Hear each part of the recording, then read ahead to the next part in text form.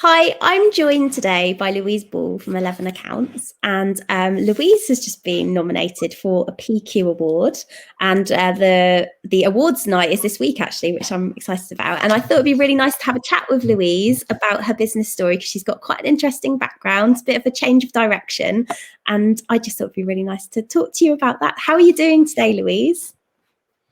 I'm good, thanks, Zoe. Thanks for having me. No, and my pleasure. It's really nice to have a chat with you. Okay, so, the reason we thought we'd have this conversation is because you've been nominated for a PQ award for, remind me what the award is? Accountancy Personality of the Year? Something strange like that. That's so cool. That's so cool. So have you got any idea, like, who nominated you, or how did you find out? I nominated myself, which is why I'm rather embarrassed about the whole thing. But because you posted in the group about the award ceremony, the award nominations deadline, and you said, tagged a few of us and said, I'd like to see some of your names in here. So, and I thought back about stuff we'd done in the course and about how, you know, to get good PR for your business, you do have to put yourself forward for these awards. So I thought, why not? If there's ever going to be a year that I've done something a bit different, it would be this year. So I went for it. Oh my goodness, that's so amazing. So what did you have to do? So when you enter, there are a couple of questions, aren't there, that you have to put in. So did they ask you, like, what was it like? Why do you think you should be put forward for this award? Is that what you needed to do?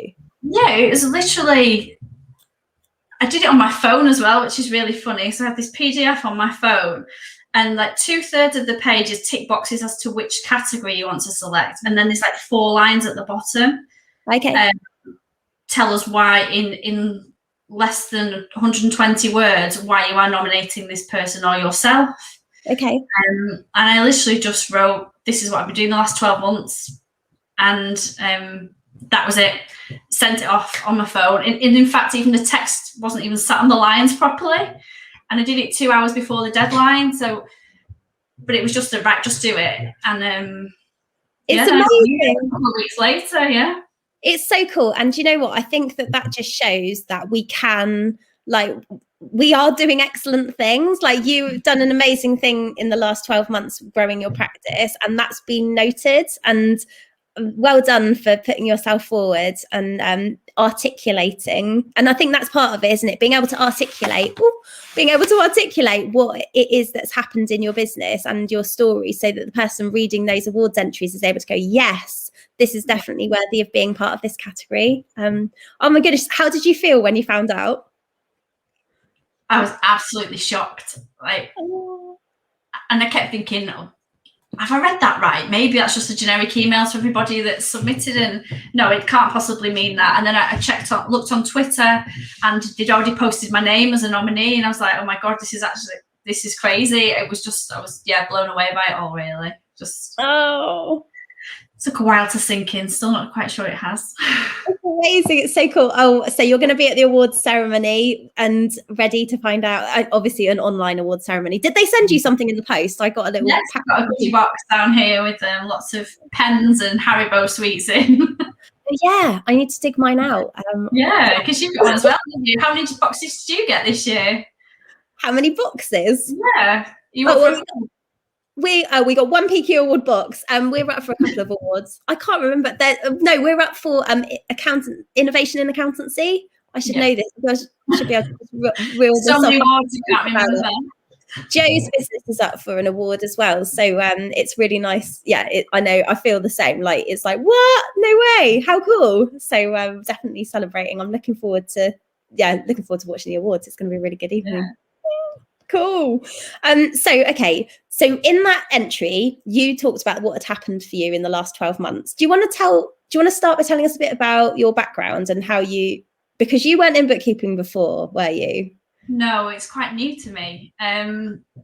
So I used to be a nurse. I started training when I was 19, worked in acute medicine, and then went to work at a specialist cancer hospital as a chemotherapy nurse. And then I got married, had a baby, went back, had another baby quite quick after. And then I started to think about, this is probably going to be my last baby. So when I go back to work, this is it. I'm going back to work. This is what am I going to do with my life and my career? And at that point, it's a policy in the trust that I was working in, and apparently quite a few, that you couldn't be promoted if you wouldn't work full-time hours. I'd taken a drop down in banding to move to the specialist hospital, my choice, because I wanted to work my way up and I wanted to do something further, but there wasn't that option, and I wasn't going to go back to work full-time hours doing shifts, especially with 2 young children. So that's when I started Googling like a lunatic on maternity leave, trying to find something else that I could do. I never had any clue. I didn't even have a clue how to, when I went into nursing, it wasn't like a lifelong dream, it was just something that happened. So I came across Ideal Schools that were doing these bookkeeping qualifications, and then I learned about the ICB and how you would still be a certified professional, and that was quite important to me. Obviously being a professional, and then so I just started training then, and to see where things would go. How did you feel leaving the nursing profession when you clearly you trained to do that forever, and you'd specifically chosen the area that you wanted to work in? It was hard, because I think as a nurse, you've guaranteed a job. You've always got a job where, even if it wasn't where you were, so the security was huge. And I was at the top of my banding, so I was on a good salary. So that was hard. And I did really like the job. I liked meeting people. I liked helping people. But the job I was doing at that time was a very fast-paced, monotonous, not the being the patient's monotonous, but the actual job of the administering the medication. So I felt in my mind I was ready to move on. I needed to do something different. I sort of lost that passion. Okay, so it felt like time for a change. Yeah, definitely. So bookkeeping is completely different. What appealed to you about bookkeeping then when you came across that course? It's the organisation for me. It's something. I mean, I'm learning now. It's not always black and white, especially when it comes to VAT. But it's something that there are rules. There's control, and I think you'll lose a lot of that in nursing, and that was a lot of the reasons that, all the reasons that I fell out of love with it, is you don't have that control, and there's so much going on there. So I think that was it. It was the structure and the accuracy, and I keep saying control. It makes me sound like a control freak, which I didn't say it. So did you start? So you'd started to do your bookkeeping training. Did you take on some clients while you were still working as a nurse, or did you make a clean break from nursing? No. So I started doing my training. I'd done level 2 then by this point, and I went to the ICB conference as a student, mainly because it was an option to go away for the weekend. Nice. Leave the children. Any excuse, rock and roll weekend at the ICB conference. And I was having one of my meal times, and somebody came over to me. I was having a chat. She owned a bookkeeping practice, and jokingly said, "Oh, we're always looking for new bookkeepers. You wouldn't happen to live anywhere near Cheshire, would you?" So, as it happens, actually, I live in Cheshire. I live in Stockport, and it turned out her practice was 25 minutes away from me. So she offered me a sort of a trainee role there. Wow. So I started working part-time at the bookkeeping practice, still doing a few shifts nursing. And as time went on, it was less nursing, more bookkeeping, until eventually I felt more confident, and I dropped off with the nursing shifts.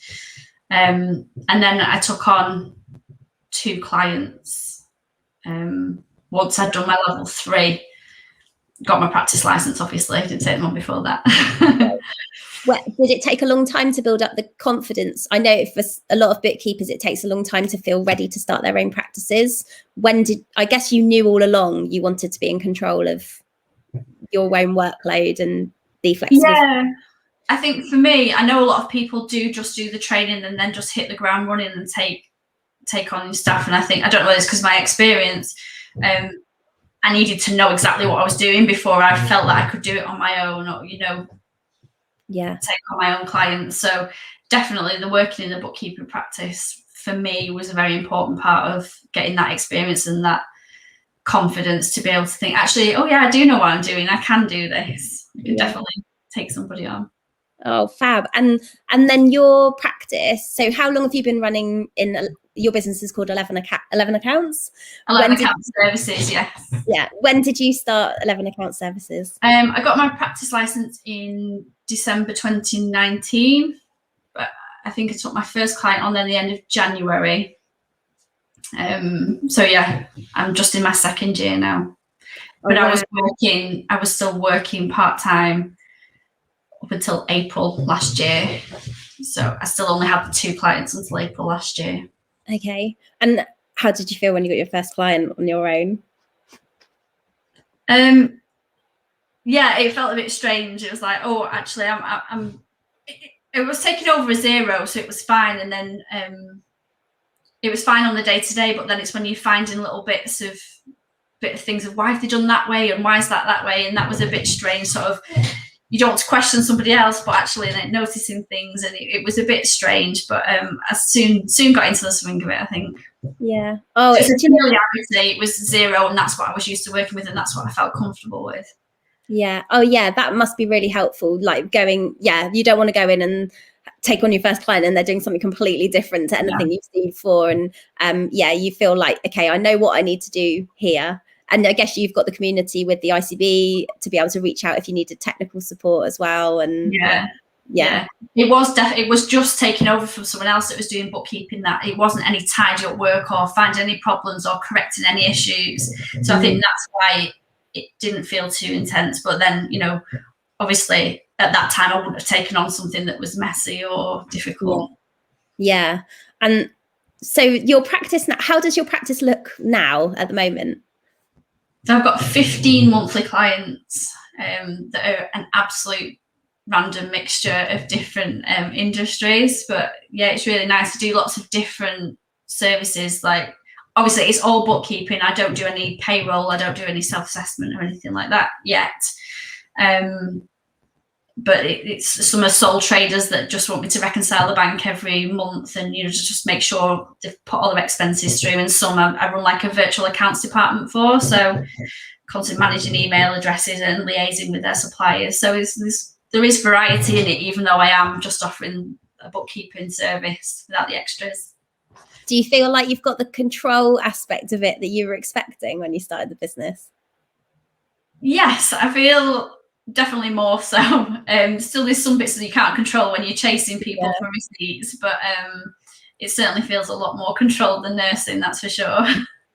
And how do you feel about so one of the reasons for doing this was that you wanted to be able, you weren't able to move on with your career as you were in nursing, and so I suppose you wanted to be in control of your destiny so that you were able to earn more in the future as your skills grew and be in control of that, and I guess have the flexibility for your children.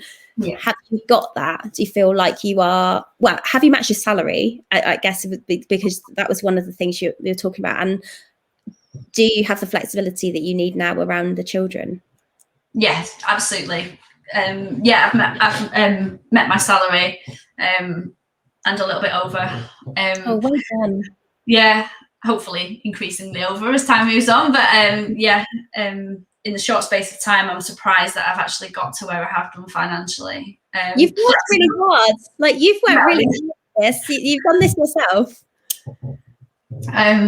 Flexibility, yeah, absolutely. And I take my youngest is in nursery 4 days a week, but I've just recently made a decision to tell all my clients that I'm out of office on a Wednesday because I'm spending the last bit of time I can with her before she starts school in September. But so, simple things like, at the minute, last minute COVID tests. that's an easy thing to be able to run out and do. Nativity plays. Where you would have had to take a full day's leave just to catch something at the end of school, and it really hasn't made a big difference to what I can attend with my children and where I can take them and things, and picking them up from school and walking them to school. It's definitely. That's the really important like life stuff, isn't it, that you're able to fit in? Yeah. So what's next for you with 11 account services? Well, I'm waiting to pick up the keys for my new office this week. It's quite exciting. Obviously I've got an office at home, and I know a lot of people are working at home in the minute, but it just feels to me like, because I am so involved with the children and so involved with work, I just need somewhere a little bit separate from that, and to be maybe more in the community. And I'm starting to subcontract some work to hopefully see how the processes work, so I can start to develop the business and hopefully grow and take somebody on permanently. Oh, that's really exciting. Do you ever miss nursing? I do and I don't. I think I chose a very good time to get out of it. Just before the pandemic hit, but obviously that left me with an enormous amount of guilt. And a lot of people were saying, this time last year it was, well, you're going to have to go back. It's, they're going to call everybody back up. And there was a lot of talk from the professional bodies about giving nurses getting them out of retirement and giving them PIN numbers and things. And at the time, there was no way I could do that. I looked into it. I started to think about, well, can I do it? Will I have to do it? And I couldn't, because at the time I had a 2 and a 4-year-old. Yeah. Clients, not many, and I had a part-time job as well at the same time. But then I got furloughed from work, and I started doing some work in the community. I started to set up the mutual aid group for our area. And having that nursing knowledge and background really helped in building those communications between the council and the churches and the food bank and things like that. Wow. And then, so it did make me realise that although I don't miss that physically putting on that uniform, going to work on a ward, or going and doing that job in a hospital, I do miss that involvement and that helping people. So as that started to settle, when all the council initiatives and the government initiatives came in to support people out in the community, that's when I got my nursing PIN number reinstated and started vaccinating in my spare time.